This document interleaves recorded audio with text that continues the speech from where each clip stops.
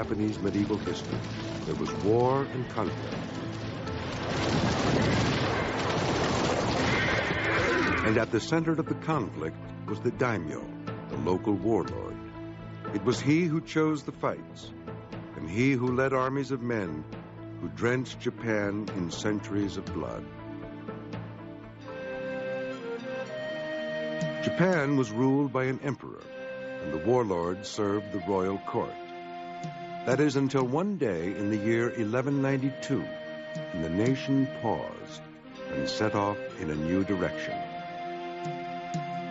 That was the day a warlord, Minamoto Yoritomo, declared himself shogun.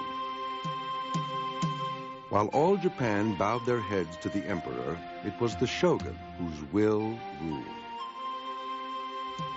The shogun was the military dictator of Japan. The word is actually a shortened version of the full title, Seita Shogun, which literally means commander-in-chief for the suppression of barbarians. The barbarians being the enemies of the shogun. In the Middle Ages, Japan was a group of islands with no central government. Instead, hundreds of local warlords carved their own small territories out of these misty hills and valleys. Warlords and their samurai fought among themselves year after year, decade after decade, for control of the scarce farmland. Eventually, two power blocks developed, the Taira in the west and the Minamoto in the east. Soon as the years went by, these two families would come into conflict with each other and threaten the very existence of the imperial system they were rewarded for supporting. These two clans eventually met on the battlefield. It turned the countryside red with blood. One man, Minamoto Yoritomo, would emerge from this conflict to change the face of Japanese politics. Minamoto Yoritomo must have been a very charismatic individual. As a 13-year-old, he's exiled off to eastern Japan, and he is pretty much under the watchful eye of Taira adherents. Well, the first individual that tried to look after him was off in the capital, serving in Kyoto, and in his absence, Yoritomo became intimate with his daughter and produced a child. And that guy was obviously terrified. Here is a young captive that he's supposed to be taken care of, and the man has made himself very welcome in his own home. Yoritomo was the heir to a prominent warrior tradition, and his revolution was to inspire the samurais of Japan to sense their true power. He simply said to his fellow warriors in the East, come fight for me, join my army, and in return, I will do for you what the court has been doing for you in terms of guaranteeing your status. But I'm a warrior like you are. I'm a provincial resident like you are. I'm not one of them. And he obviously touched off, or hit a nerve here. The timing was very good. Yoritomo led his Minamoto clan in a struggle with their rivals of the 12th century, the Tairas. His armies were soon caught up in the great battles that became known as the Genpei Wars. And it was during the Great War between these two powerful clans that Minamoto Yoritomo saw his chance to dominate all Japan's warlords. The Genpei Wars came to a dramatic culmination in the Battle of Dan no Ura in 1185. Dan no Ura is almost unique in samurai history because it was a sea battle. It was fought in the narrow straits of Shimonoseki in western Japan. The ships were fighting platforms, flat-topped with rowers on a lower deck. Archers fired away from the top deck. As the ships drew closer together, swordsmen engaged in hand-to-hand combat. Metal struck bone in a final struggle for domination. The battle raged on. The boats sought to maneuver in the rough tides of the narrow waterway. In a brilliant maneuver, the Minamoto generals commanded their archers to concentrate on the rowers and steerers of the Taira ships, leaving the enemy vessels spinning helplessly in the current. The Emperor of Japan, a child named Antoku, and his grandmother were passengers on one of their ships. On board the Taira ships, it soon became clear that defeat was imminent. Soon, Minamoto samurai would board their ships and put them all to the sword. Tomomori, head of the Tairas, made an announcement. Suicide was now the only answer. Then he tied himself to an anchor and threw himself into the sea. Meanwhile, the grandmother of the 8-year-old sovereign took the young emperor in her arms and walked slowly to the ship's edge. She prayed with the child to Buddha and their imperial ancestors in preparation for the final act. Then, with the words, "In the depths of the ocean, we have a capital city," she jumped into the waves, taking the young prince with her. The remaining Taira warriors followed her lead by committing seppuku, cutting themselves open with their own swords and throwing themselves into the sea. And it was said that because of the blood from the numerous slain warriors of the Taira, mingled with the red dye from the Taira flags, made the sea turn red in the area of Dan no Ura. And there's one other legend about Dan no Ura, that the little crabs that live on the beach have on their backs the face of the dead warriors, because the spirits of the dead Taira samurai live in these little crabs and still haunt the coast to this day. Yoritomo then emerged from the Genpei War as the officially recognized head of warrior society in Japan, the official head of the military and police systems for the court. Yoritomo's government was called Bakufu, named after the tents that generals set up near the battlefield. The great skill that Minamoto Yoritomo possessed was the skill of political adroitness, so that he could convert his military victories over the Taira into something more long-lasting. As a result, he set up a system of constables around the country, whereby these local samurai governors acted on his behalf rather than having the centralized rule from the imperial palace and the imperial court. Minamoto's loyal samurai warriors spread his influence throughout the country to make the point that his Bakufu government was in control. He set up his government in Kamakura, far from the emperor's imperial palace in Kyoto. It was his way of putting distance between the shogun and the emperor, to remove himself from the emperor's influence and to make a statement that the shogunate was a government of the samurai and not of the court. With this Bakufu rule, Yoritomo managed to do more for Japan than the emperors before him had ever achieved. Besides bringing the warring daimyos under his control, he created the first warrior government the Japanese people had ever known. In the process, he brought order to Japan, establishing a justice system fairer than anything that preceded it. Warriors took over tasks that the former bureaucrats of the imperial palace had been doing badly or corruptly. His loyal constables monitored everything from taxation to agriculture to military recruitment. We generally see Yoritomo as the first important military figure to sort of initiate a long period of samurai involvement, if not outright control, of the political process in Japan. The first shogun ruled with an iron fist, but knew how to be even-handed. When Yoritomo died in 1199, the tradition of the super warlord was established. But every shogun that followed knew what Yoritomo knew. The shogun would only survive if he was the wiliest fox in a forest of ambitious and dangerous warlords. A century and a half after the first shogun died, a new dynasty of military rulers rose to power, one which embodied the greatest strengths and the most profound weaknesses of the Bakufu government. The dynasty was called Ashikaga, and its members were descendants of the earliest shogun's Minamoto clan. The most glorious Ashikaga was Yoshimitsu. He was the first shogun to use war as a means toward peace. Yoshimitsu had learned well the lesson of the first shogun. What separated the shogun from the other warlords was his cunning mind. For Japan was still ripe with territorial disputes.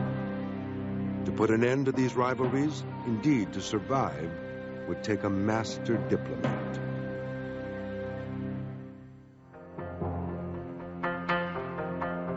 In 1392, two rival clans pitted huge samurai armies against each other, as each claimed one of its heirs emperor of all Japan. As a result, there was the emperor of the north and an emperor of the south. Yoshimitsu called the two rival clan leaders together for a meeting.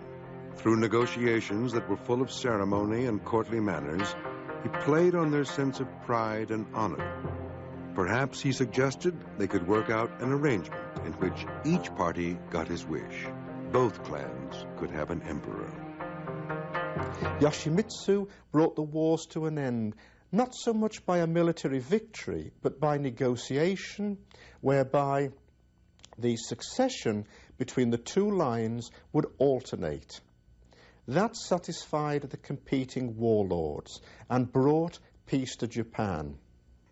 Yoshimitsu is known to us historically far more as a patron of the arts than he is as a military figure, even though it was during his particular tenure as shogun that the endemic warfare that had been going on in Japan for several decades was brought to a halt, as he brought the northern and the southern courts together again. But really, we think of him as a patron of the arts, of a collector of fine Chinese art goods and library. Shogun Yoshimitsu, the negotiator and the peacemaker, brought Japan into a brief but significant era of peace. Under his rule, the arts flourished. Without the fear of conquest and battle, calligraphy, poetry, and music developed as they never had before. During Yoshimitsu's reign and during his lifetime, the shogun's court actually supplanted the imperial court as not only the seat of political power in Japan, but also as the seat of cultural norms and cultural ideals. During the peaceful rule of Yoshimitsu and his successors, the tea ceremony developed. As the tea ceremony celebrates the beauty and tranquility of everyday life, so Yoshimitsu's life was lived in peace, proving that a warlord, a shogun, the man with the ultimate power of life and death in Japan, could cultivate the arts as carefully as he had outmaneuvered his enemies. Yoshimitsu transformed the capital Kyoto into a magnificent city of temples and gardens. One of his most famous artistic accomplishments is the creation of what's called the Golden Pavilion, a fairly elaborate and very expensive temple complex in the capital city. Here, Ashikaga Yoshimitsu, the arbiter of taste, held poetry parties, flower viewing parties, established and largely developed the tea ceremony, and entertained emperors, courtiers, and ambassadors from China. If the high point of Muromachi warrior government came under Yoshimitsu, his successors were not so fortunate. By the time we reached the 8th shogun Yoshimasa, already things had begun to unravel rather severely, and Yoshimasa was not able to preside over a very powerful warrior government at all. 5 Ashikaga heirs succeeded Yoshimitsu as shogun, but their reigns were disappointing. The final Ashikaga shogun, and perhaps the most tragic, was his great-great-grandson, Yoshimasa. Yoshimitsu had built a pavilion of gold. Yoshimasa determined to build a pavilion of silver. The pavilion was built, but funds ran out before it could be coated in silver as he had planned. And this, in a sense, was symbolic of the age, because whereas the silver pavilion is unfinished, so was Yoshimasa's own attempts at government. Yoshimasa idolized his great-great-grandfather, but lacked his diplomatic skills. the position of the shogun at the head of warrior society deteriorated so badly that it was almost non-existent. And Yoshimasa himself didn't seem to have had a whole lot of interest in maintaining his governing authority. He was far more interested in being just a patron of the arts. He was something of a playboy. While the shogun concerned himself with poetry and flowers, rival clans schemed to seize power. Soon, all of Japan was caught up in a bloody civil war. Kyoto itself became a battleground. And we have skirmishes where one group goes out and burns out the buildings of one particular group. And then there are counterattacks, and buildings of the other group are burned down.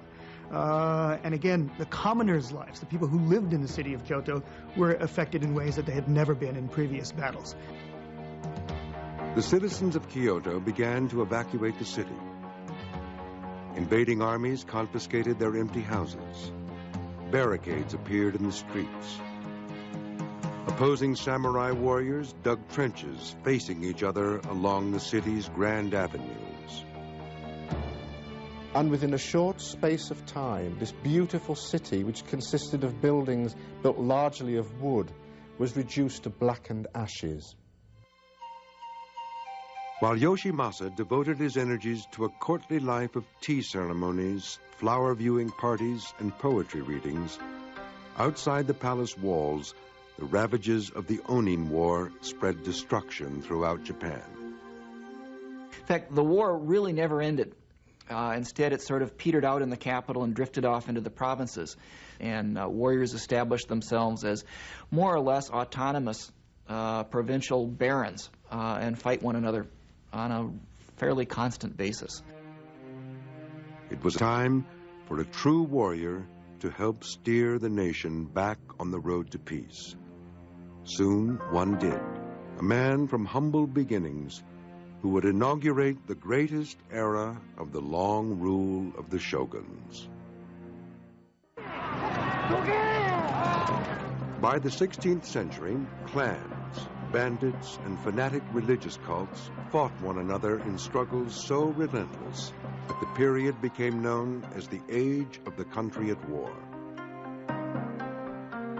Provincial warlords had become their own masters once again, and the countryside spun off into many small kingdoms rather than one central government. One warlord would steer the country back on the road to peace. His name was Oda Nobunaga. He was an intrepid warrior, absolutely without fear, and absolutely, it would seem, without shame. We remember him today because of the tremendous cruelty that he seems to have exhibited in dealing with his enemies. As the British historian George Sampson once noted, he was a cruel and callous brute. Nobunaga's origins were humble, too humble for him to ever dream of becoming a shogun. The son of a minor warlord, he remained a small territorial chieftain until opportunity knocked at his door.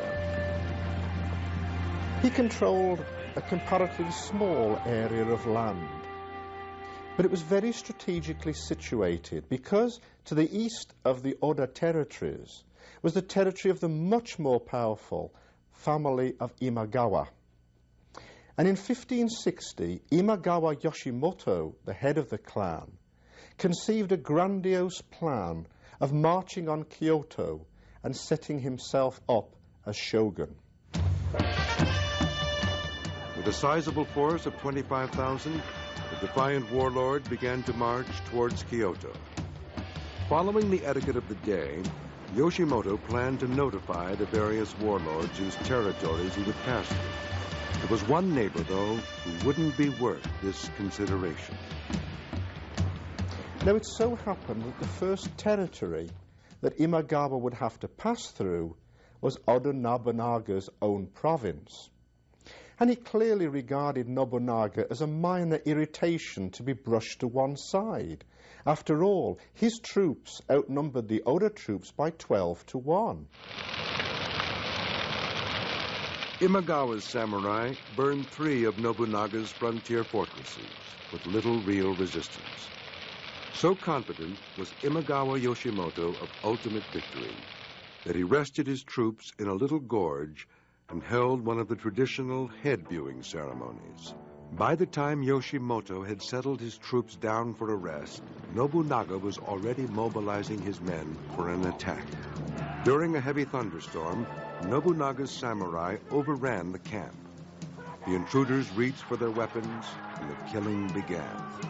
When Yoshimoto awoke from his nap, he could hear noise and shouts, but he mistook it for a brawl among his men.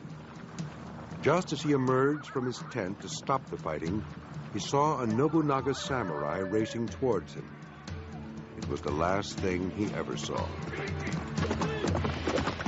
The Battle of Okihazama, as it is called, lasted only for about 15 minutes, and it turned out to be one of the most decisive battles in Japanese history, because it raised Oda Nobunaga, the minor warlord, to a position of military preeminence in central Japan.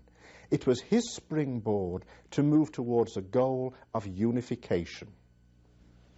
At the age of only 21, Nobunaga was on his way to becoming the ruler of all Japan. He continued to wage campaigns across the country. One by one, he eliminated the country's most feared and unruly warlords. Province after province fell under Nobunaga's control. If we tend to think today of Oda Nobunaga as a warrior who was absolutely ferocious in defeating his enemies and not giving an inch, all of his life wasn't devoted totally to the military conquest of Japan. He was a man of very eclectic interests. And certainly we owe a lot to Oda Nobunaga as the individual who perhaps facilitated the spread of early Western civilization in Japan. It was in the 1540s, as a matter of fact, that European civilization reached Japan. He made brilliant use of the newly arriving Europeans. He pitted the Christian missionaries against a fanatical Buddhist sect of warrior monks. They were tough fighters who had challenged his rule and caused him endless problems on the battlefield. He let loose newly converted Christian samurai with a religious fanaticism of their own. They took on the monks with tremendous courage and determination. Nobunaga swore that he would destroy them yama yama, tani tani, which means on every mountain and in every valley.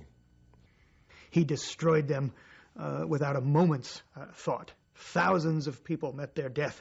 Particularly, he is remembered, for example, for burning down the entire religious establishment at Mount Hiei, which had been the protective temple for the capital at Kyoto since it was founded in the 9th century. And thousands of people met their death when he burned down all those buildings and put everyone to the sword. Nobunaga was quick to employ another export to the shores of Japan: gunpowder. He was the first warlord really to understand the potential of using guns in battle. Lots of other warlords used them, but very few had used them effectively. At the Battle of Nagashino, Nobunaga put his musketeers on the front line and ordered rotating volleys. As inaccurate as they were, the volleys proved deadly, cutting down the closely gathered enemy samurai as soon as they ventured too close.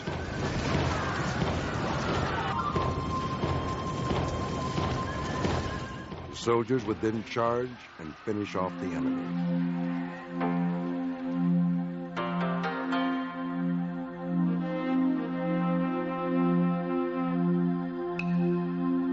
His power consolidated, Nobunaga ordered a magnificent castle built, overlooking the largest lake in Japan. He then commissioned the country's most famous painter to fill it with golden screens of great splendor. Nobunaga's authority remained unchallenged for over 20 years, until in 1582, an ambitious general decided to seize an opportunity. Nobunaga had stopped for the night at a temple in Kyoto on his way to a castle siege in the west. He never suspected that the traitorous general, Akechi Mitsuhide, was preparing to set the structure to the torch. While flames began to consume his placid surroundings, Nobunaga would deny his enemies the pleasure of assassinating him. He committed ritual suicide.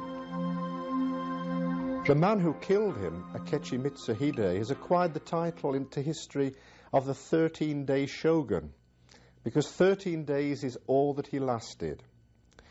Once the news of Nobunaga's assassination reached his loyal general Hideyoshi, Hideyoshi rushed back to Kyoto to destroy the usurper. The treacherous assassin's plans of ruling Japan were never to materialize. Nobunaga's trusted protege, Toyotomi Hideyoshi, took his revenge. This next great shogun would use his tremendous military skill, fierceness, and cunning to further unify a war-torn country.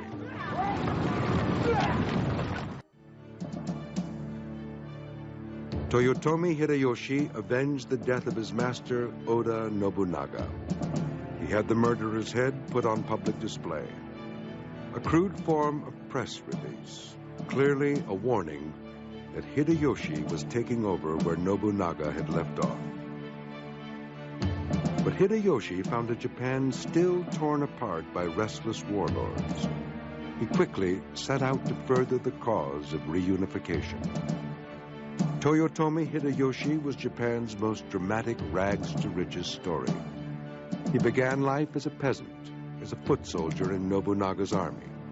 But his skill, his fierceness, and his cunning helped him advance as a military officer.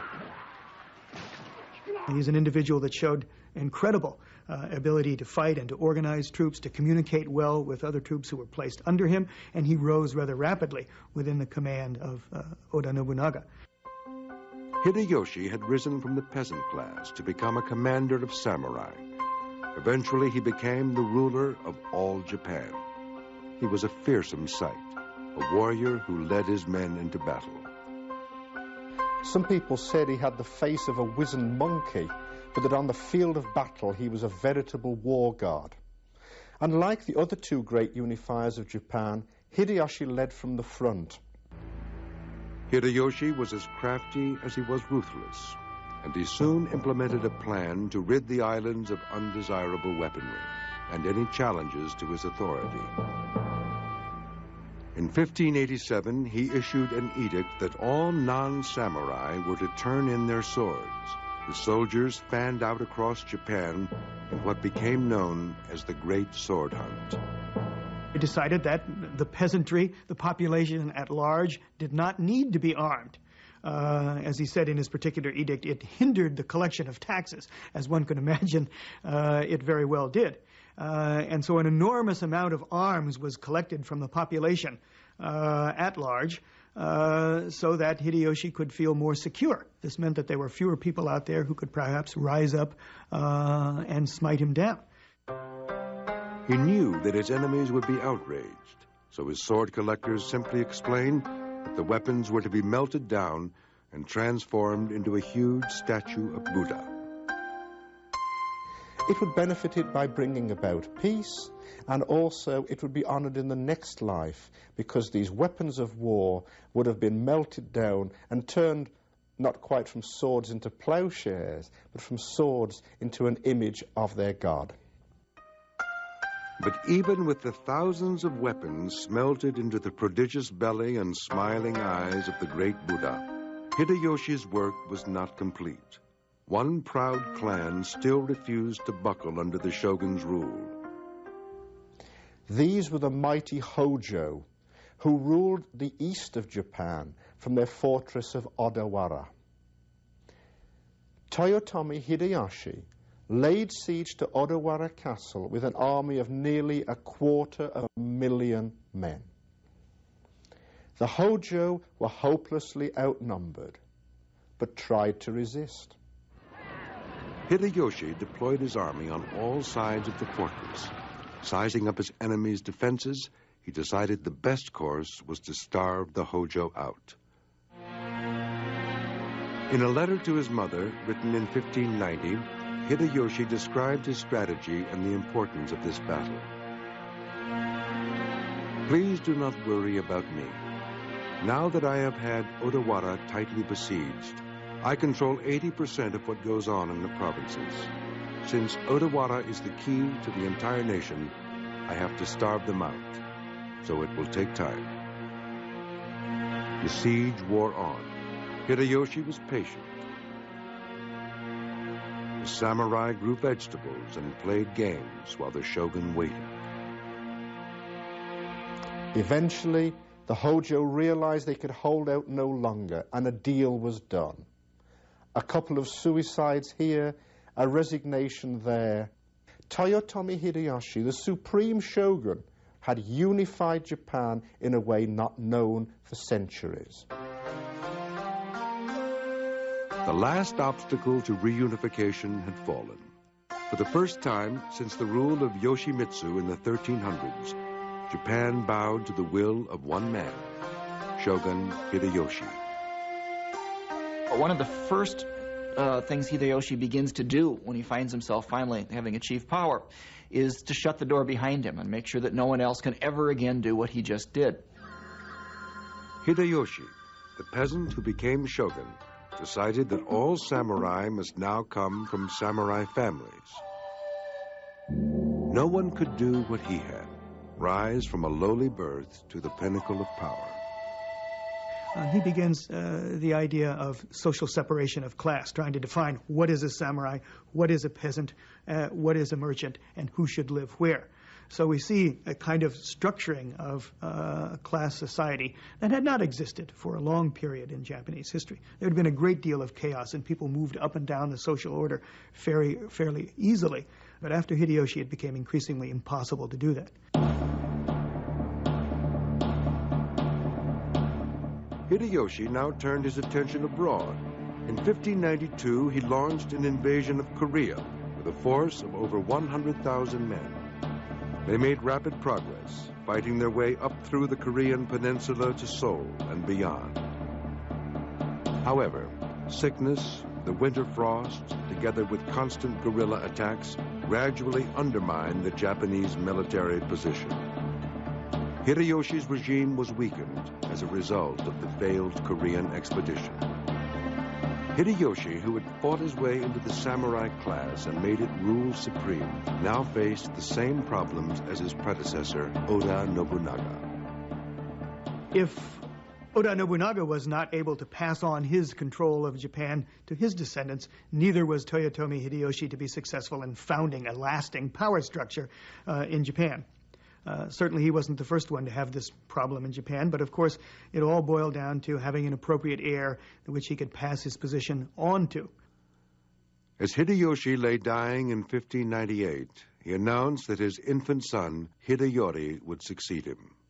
Several times before he was to pass away, Toyotomi Hideyoshi called to him his 5 major generals, asking them and swearing that, and having them swear that they would in fact support Hideyori upon Hideyoshi's death. The fact that he had to call them together more than once suggests that he was somewhat apprehensive as to the future of his young son. And in fact, that's exactly what was to happen. One general in particular, Tokugawa Ieyasu, a trusted confidant, pledged his loyalty. It was a promise he would not keep. Within hours of Hideyoshi's death, this warrior would begin his own bloody struggle to earn the title of shogun.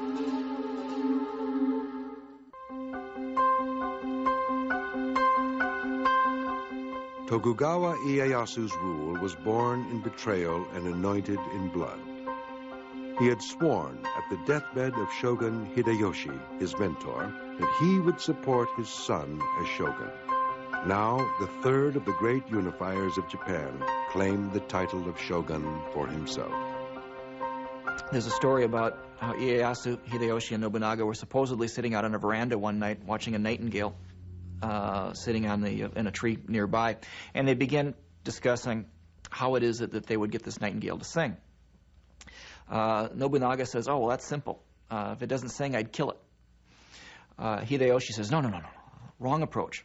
What you do is you maneuver it into a position where it has to sing. Ieyasu says, no, you've got this all wrong. It's very simple. You wait. Eventually, it will sing. Ieyasu, who had sworn loyalty to Hideyoshi, had waited patiently for the opportunity to betray him. On a misty morning in October 1600, he prepared to do battle with the forces still loyal to the late shogun's young son, Hideyori.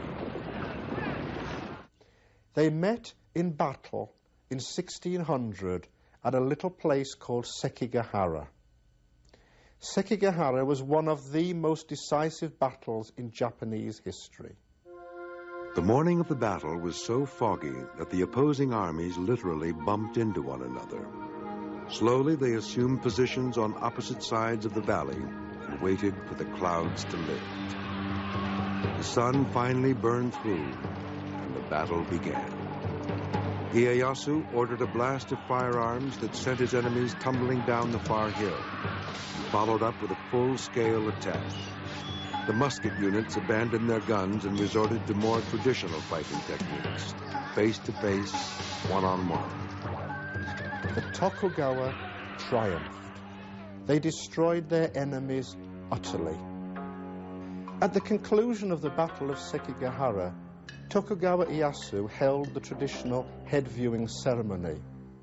He asked one of his retainers to bring his helmet forward as the first of the heads arrived.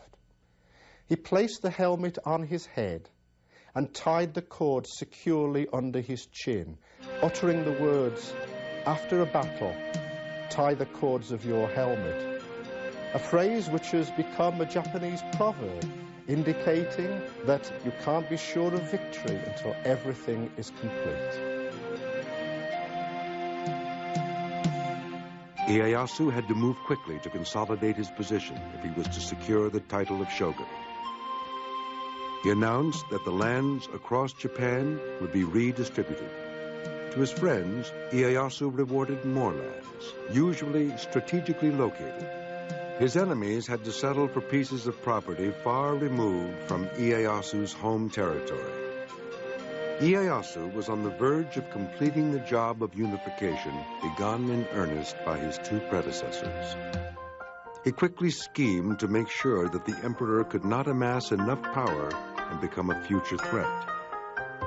He made a big show of deference to the emperor, but kept him busy with ceremonial duties and cultural events. The emperor was a virtual prisoner in his own palace. Ieyasu now focused his attentions on the daimyo, the warlords across the land. He announced a new policy called alternate attendance, which forced all warlords to keep two homes, one in their own territory and one in the capital. They had to maintain members of their family in the capital residence as virtual hostages. This proved an effective antidote to any thoughts of rebellion. Keeping a second home was expensive. They were too short on money to finance a potential rebellion.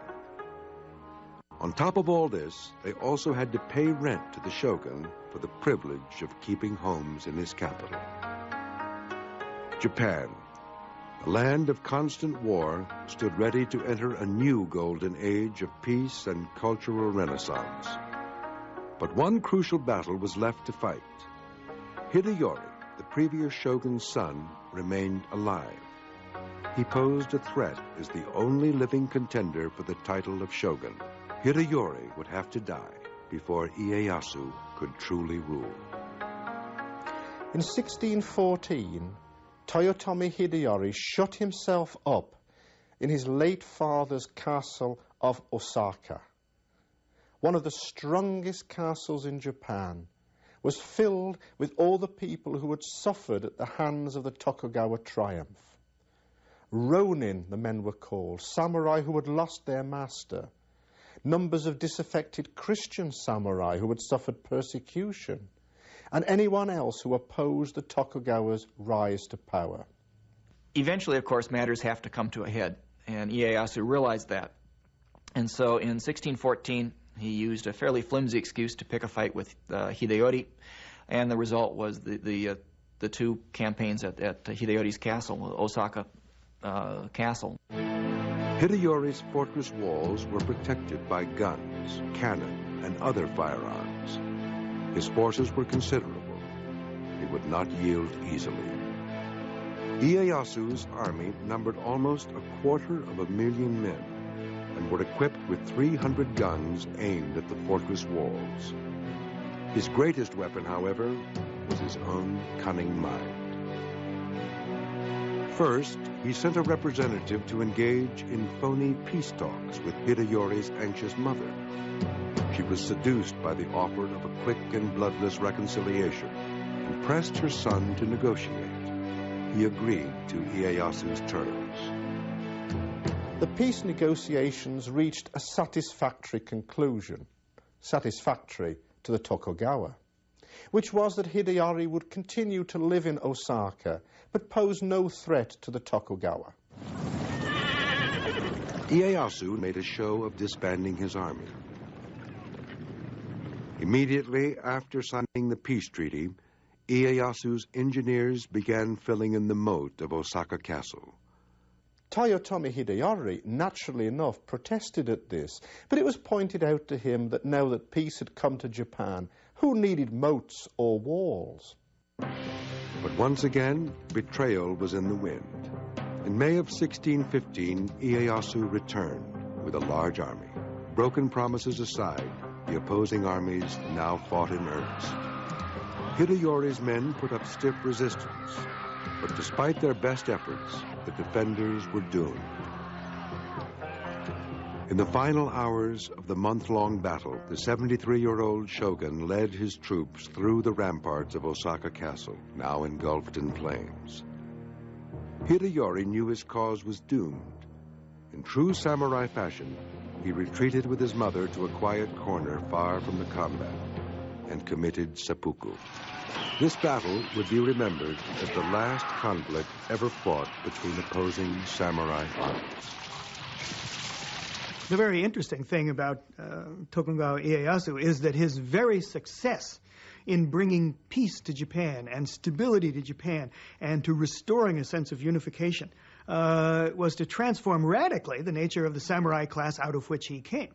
That is to say, so successful was his government that for almost 250 years, Japan lived one of the most peaceful periods in world history.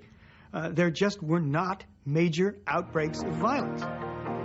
Ieyasu knew that power could only be sustained when the country was at peace. To maintain the peace, he created a massive bureaucracy, which turned samurai warriors into government workers. And peace would be maintained by sealing Japan's borders.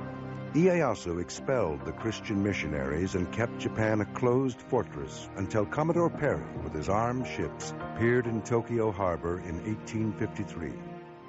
With ferocity, cleverness, and cunning, Tokugawa Ieyasu enabled his descendants to rule for almost 250 years.